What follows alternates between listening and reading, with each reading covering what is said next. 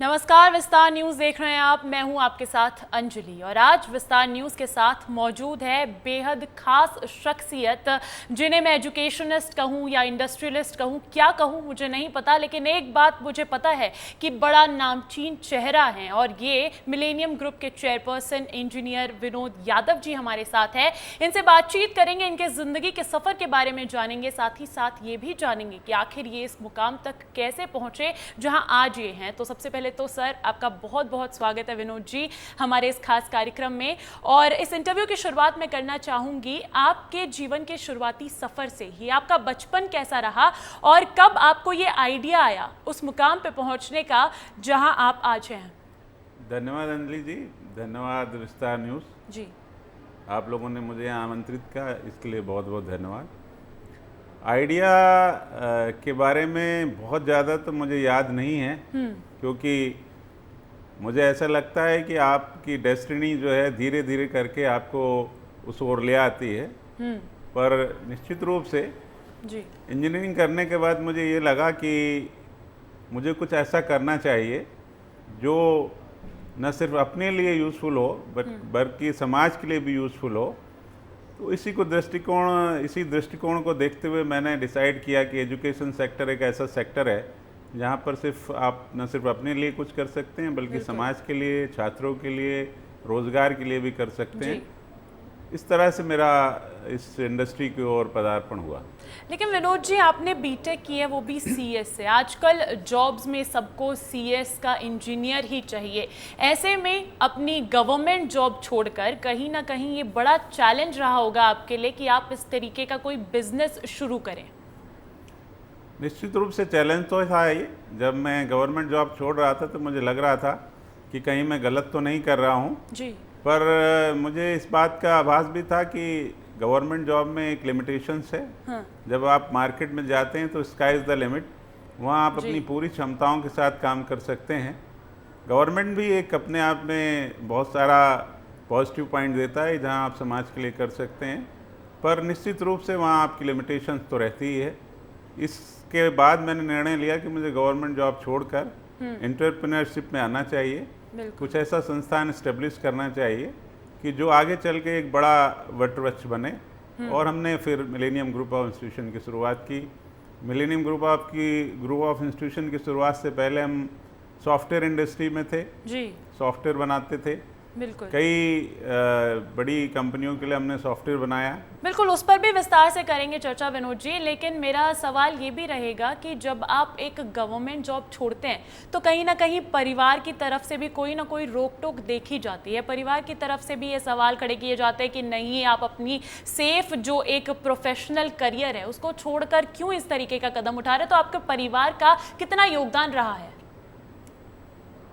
परिवार मेरा हमेशा से मुझे बहुत सपोर्ट करता रहा है। उन्होंने मेरे हर डिसीजंस को सपोर्ट किया है जी। इस डिसीजन को भी लेके उन्होंने किसी तरह का कोई ऑब्जेक्शन नहीं राइज किया। पर हाँ, एक परिवार जो आपको पुनर्विचार के लिए बोलता है कि भाई जो भी निर्णय लें सोच समझ के लें। इतना ही मुझे मेरे परिवार की ओर से कहा गया कि आप जो भी निर्णय ले रहे हैं हम लोग सपोर्ट करेंगे, पर एक बार आप पुनर्विचार करें और सारे पहलुओं पर विचार करके निर्णय लें। तो उन सब के आधार पे हमने निर्णय लिया और मुझे खुशी है कि मेरे परिवार ने जो मुझ पर भरोसा किया जी, मेरे मित्रों ने जो मुझ पर भरोसा किया, हम लोग उस पर खरे उतरे। अच्छा विनोद जी, शिक्षा के क्षेत्र में भंडार है, इंस्टीट्यूट्स का भंडार है। ऐसे में मिलेनियम ग्रुप ऑफ इंस्टीट्यूट को क्या चीज़ अलग बनाती है, उसकी क्या खासियत है? अंजलि जी, ये बड़ा ज्वलंत क्वेश्चन है और बड़ा उचित क्वेश्चन भी है जी। कि वाकई शिक्षा के क्षेत्र में काफ़ी इंडस्ट्रीज़ में शिक्षा की इंडस्ट्री में बहुत सारे लोग आ गए। इसमें एक्चुअली इंडस्ट्री तो नहीं कहना चाहिए, शिक्षा का एक अलग टाइप का बिजनेस होता है जी। उसमें बहुत सारे लोग आ गए हैं। सब लोग अपने अपने लेवल से प्रयास कर रहे हैं। हमारा भी प्रयास है कि हम कुछ अलग करें, कुछ अच्छा करें। इसी को दृष्टिकोण रखते हुए हमने बच्चों के ओवरऑल डेवलपमेंट पे काम करना शुरू किया है, जिसके अंतर्गत न सिर्फ हम बच्चों को यूनिवर्सिटी का एजुकेशन देते हैं, सिलेबस का एजुकेशन देते हैं, बट इसके अलावा भी हम उनको एंटरप्रेन्योरशिप डेवलपमेंट में काम करने के लिए सलाह देते हैं।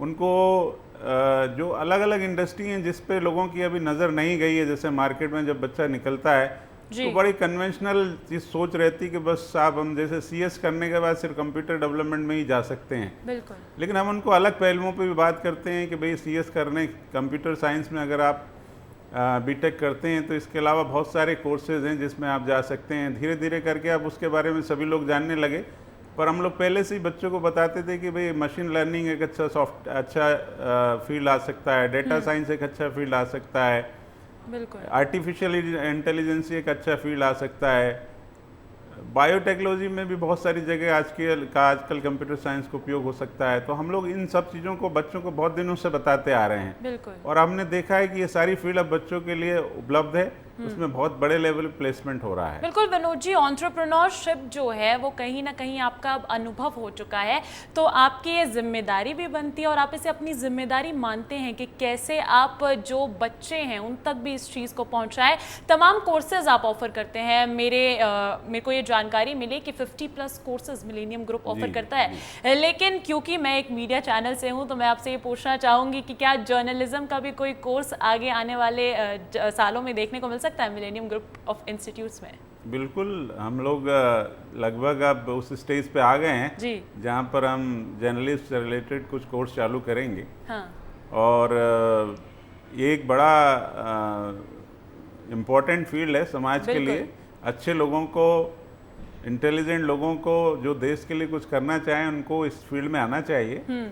तो हमारे पास बहुत सारे बच्चे ऐसे आते हैं जो इस फील्ड को ऑप्ट करना चाहते हैं। तो हम लोग बहुत ही सीरियसली इस दिशा में सोच रहे हैं कि जर्नलिस्ट से रिलेटेड कुछ कोर्स चालू करें। बिल्कुल, जर्नलिस्ट का तो यही योगदान भी रहता है। ऐसे ही इसको 4th पिलर ऑफ डेमोक्रेसी नहीं कहते, तो कहीं ना कहीं उस और भी अगर आप काम करेंगे तो मुझे पर्सनली बहुत अच्छा लगेगा।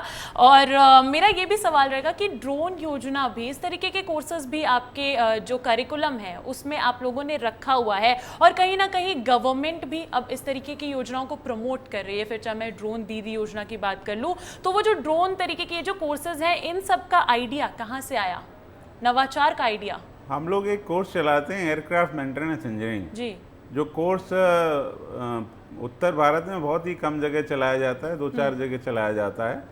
ये कोर्स चूँकि एविएशन से रिलेटेड है, तो एविएशन में ड्रोन टेक्नोलॉजी एक नई टेक्नोलॉजी है जो काफ़ी तेज़ी से पॉपुलर हो रही है। बहुत सारे क्षेत्रों में ड्रोन टेक्नोलॉजी पे काम किया जा रहा है और किया जाएगा। जी, इसी को दृष्टिगत रखते हुए हम लोगों ने ड्रोन से रिलेटेड कोर्स चालू करने का सोचा बिल्कुल, और उस दिशा में आगे प्रयास किया है।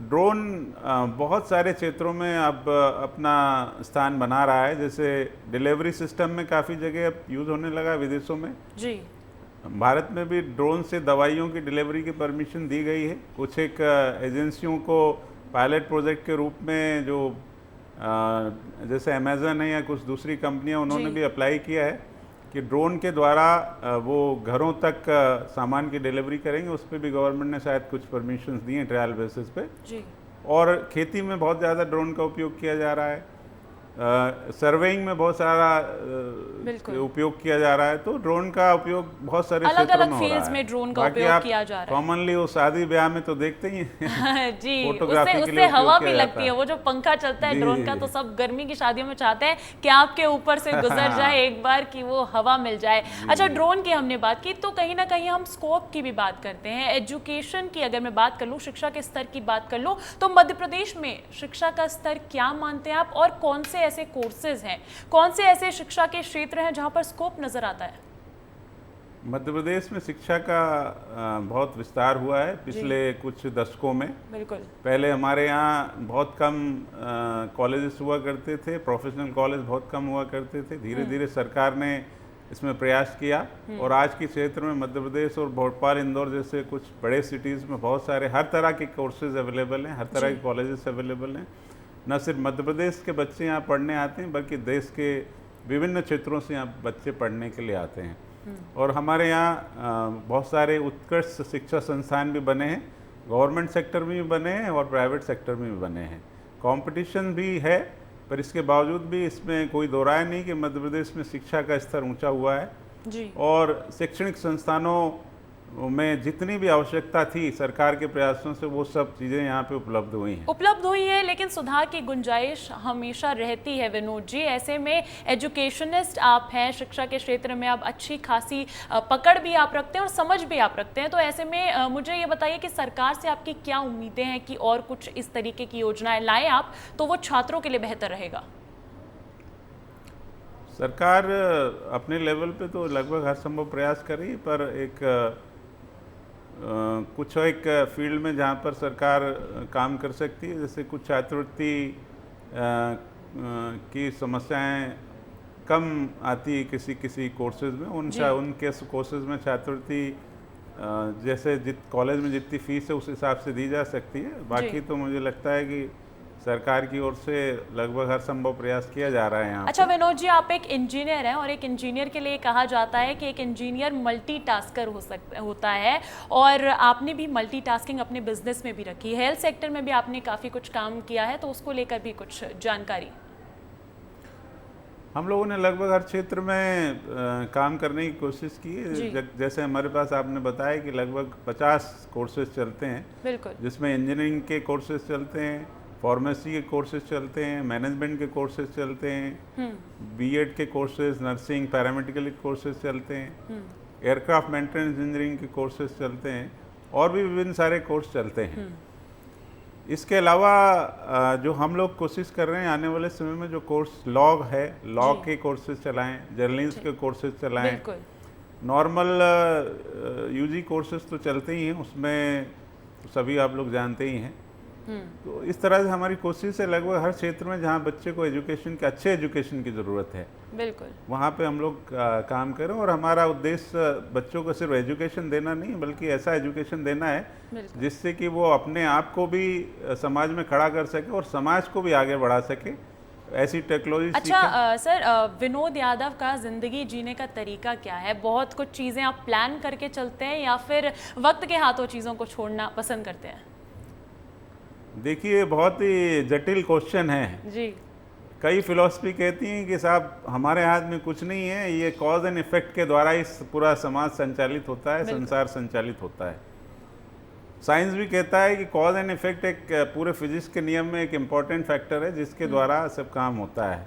भगवान बुद्ध भी कह गया है कि कॉज एंड इफेक्ट के द्वारा ही ऐसी चली जाती है। उसके बावजूद भी हम लोग ये जरूर सोचते हैं कि डिसीजन हम ही ले रहे हैं, हाँ, लेकिन और आगे भी हम डिसीजन लेते रहेंगे, बिल्कुल। पर ये एक ऐसा जटिल क्वेश्चन है जिस पे बहुत ज़्यादा मैं जवाब नहीं दे पाऊंगा, हाँ। पर ये कुछ बीच का चलता है।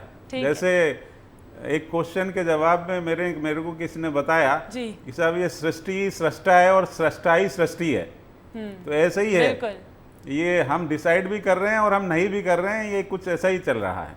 हाँ।